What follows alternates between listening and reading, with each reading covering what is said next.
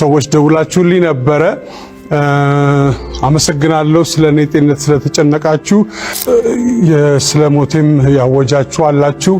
በቲክቶክ እና በፌስቡክ የቀብሩን ቦታ አልተናገራችሁም እና እሱ ይቀራችኋል። የኢቢኤስ ቲቪው ፈርጥ ነፃነት ወርቅነህ ኢትዮጵያ ውስጥ ማንም የማይወዳደረው ኮሜዲያን እና ጋዜጠኛ ነበር። በዛሬው ዕለትም ሕይወቱ እንዳለፈ የተነገረ ሲሆን ይህም ሙሉ የኢትዮጵያ ሕዝብን ልብ ሰብሯል። ከቅርብ ጊዜ ወዲህ ነፃነት ጤነኛ እንዳልነበር ከሰውነቱና ከጸባዩ መመልከት እንችላለን። የዛሬ 2 ዓመት አካባቢ ታሟል ተብሎ በብዙዎች የተወራ ሲሆን አንዳንዶች ደግሞ ሞቷል ብለው አሟርተውበታል። በጊዜውም ነፃነት አልሞትኩም በሕይወት አለው ብሎ ተናግሯል። ሰዎች ደውላችሁልኝ ነበረ። አመሰግናለሁ ስለኔ ጤንነት ስለተጨነቃችሁ። በዚህ ቪዲዮም የነፃነት ወርቅነህን ዘመን የማይሽራቸውን ስራዎቹንና የሞቱን ምክንያቶች እንዲሁም ጥሎ ያለፋቸውን አሻራዎች እንመለከታለን። ነፃነት በኢትዮጵያ የፊልም ኢንዱስትሪ ላይ ትልቅ ተጽዕኖ የፈጠረ ባለሙያ ነበር። የተሳተፈባቸው ፊልሞችም ብዙዎችን የሚያዝናኑ የነበሩ ሲሆን ለምሳሌም ባለቀለም ህልሞች፣ ቾምቤ፣ ክላስሜት እንዲሁም በጣም ታዋቂና ተወዳጅ የሆነው ኤፍቢአይም ነፃነት ከተሳተፈባቸው ስራዎች በጥቂቱ ይጠቀሳሉ። ነፃነትም እንደሚታወቀው ሁለገብ የነበረ አርቲስት ሲሆን አብዛኛውን ጊዜም ኮሜዲ ላይ ትኩረት አድርጎ ይሰራል። በዚህም በቀላሉ የኢትዮጵያ ሕዝብ ልብ ውስጥ ሊገባ ችሏል።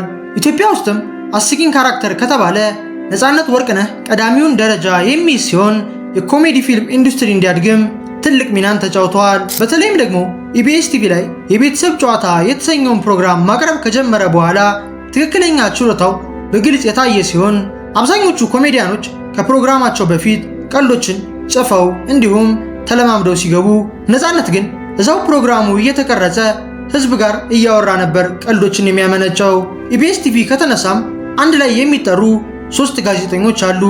እነዚህም ነፃነት፣ አስፋውና ሰይፉ ናቸው። በጣም በሚያሳዝን ሁኔታም በአሁኑ ሰዓት በህይወት ያለው ሰይፉ ብቻ ነው። ነፃነት ወርቅነህ ከፊልም ስራዎቹ በተጨማሪ ከሰራዊት በመቀጠል የማስታወቂያ ንጉሥ ሆኖ ለብዙ ዓመታት ቆይቷል። ማስታወቂያ የሚያሰሩት ድርጅቶችም ነፃነትን ሲያሰሩና ሌሎች ሰዎችን ሲያሰሩ ማስታወቂያው በጣም ትልቅ ልዩነት አለው።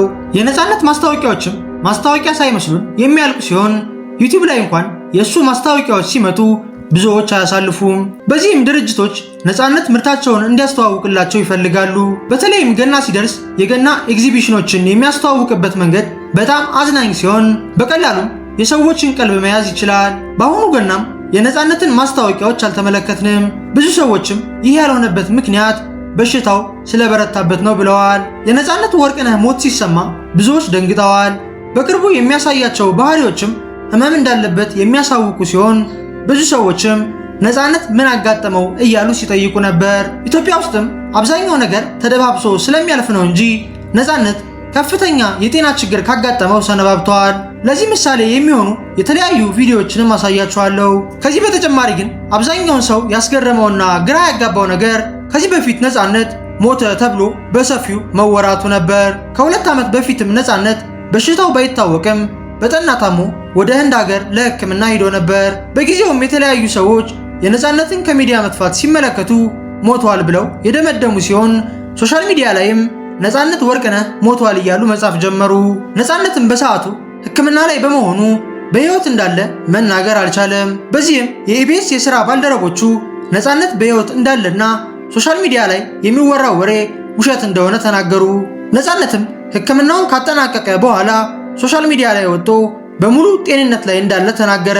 ከዚህ በኋላም ነፃነት በኢትዮጵያ ሕዝብ በእጅጉ ያዘነ ሲሆን በሕይወት እያለም ሞቷል ተብሎ መወራቱ በጣም አናዶታል። ምክንያቱም ይህ ሰው ቤተሰብ አለው። ሶሻል ሚዲያ ላይም ነፃነት ሕይወቱ አለፈ ሲባል ቤተሰብ ይረበሻል። ውሸት ቢሆንም እንኳን ቤተሰብ በጣም ይጨነቃል። ነፃነትም ከሕክምና መልስ ሞቷል ብለው ሲዘግቡ ለነበሩ ሰዎች እንደዚህ ብሎ መልስ ሰጥቷል። አመሰግናለሁ ስለኔ ጤንነት ስለተጨነቃችሁ። ስለሞቴም ያወጃችሁ አላችሁ። በቲክቶክ እና በፌስቡክ የቀብሩን ቦታ አልተናገራችሁም እና እሱ ይቀራችኋል እና ትንሽ ስነ ምግባር ባለው መልኩ ስራ ብንከባበር በጣም አሪፍ ነው። ታሟል ሲባል ሞተ፣ ሞቷል ሲባል ተቀበረ፣ ተቀበረ ሲባል ተነሳ። እነዚህ ወሬዎች ትንሽ ያስቸግራሉ። እኔ እዚህ ሳገለግላችሁ እኔ ነኝ፣ ለቤተሰቡ ግን ደግሞ በጣም አስፈላጊ ሰው ነኝ። እናንተ ለቤተሰባችሁ እንደምታስፈልጉት ሁሉ ማለት ነው። ስለዚህ የምትጽፉትን ጽሑፍ አስቸጋሪ ሊሆን ስለሚችል ጥንቃቄ አድርጉ። ብቻ አመሰግናለሁ ስለሁላችሁ። ይህ ቪዲዮም የቅርብ ጊዜ ትውስታ ሲሆን በአሁኑ ሰዓት ግን የነፃነት ወርቅነህ ህልፈት ተረጋግጧል።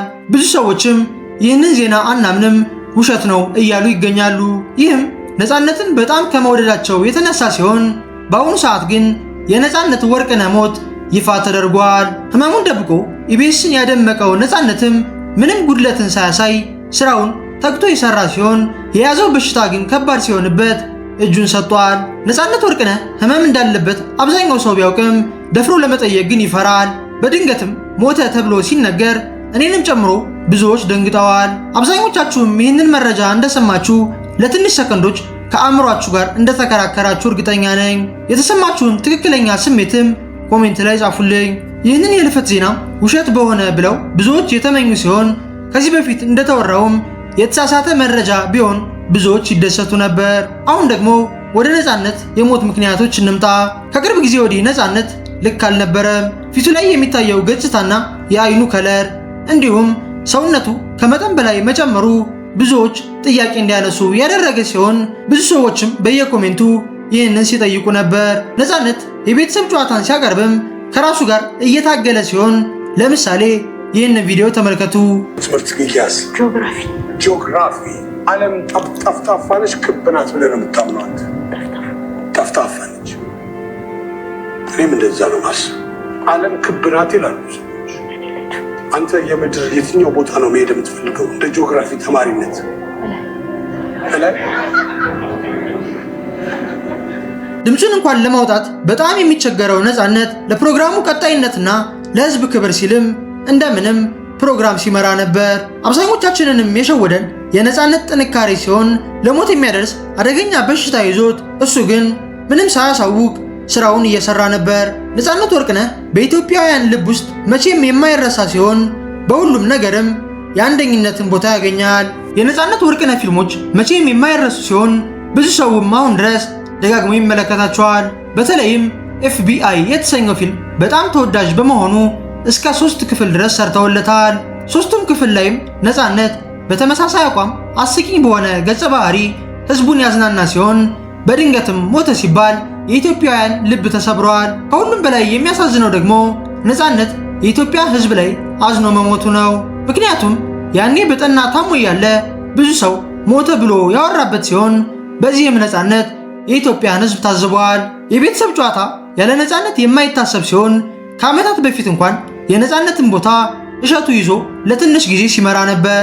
የእሸቱ አቀራረብ አሪፍ ቢሆንም ህዝቡ ግን የቤተሰብ ጨዋታ ያለ ነፃነት አያምርም አለ። የቤተሰብ ጨዋታ ላይም ነፃነት እየፈጠነ የሚያወራበት መንገድ በብዙዎች ልብ ተቀርጾ የተቀመጠ ሲሆን የፕሮግራሙ መዝጊያ ላይ የሚናገራቸው የተለያዩ መልእክቶችም ትልቅ ትርጉም ነበራቸው።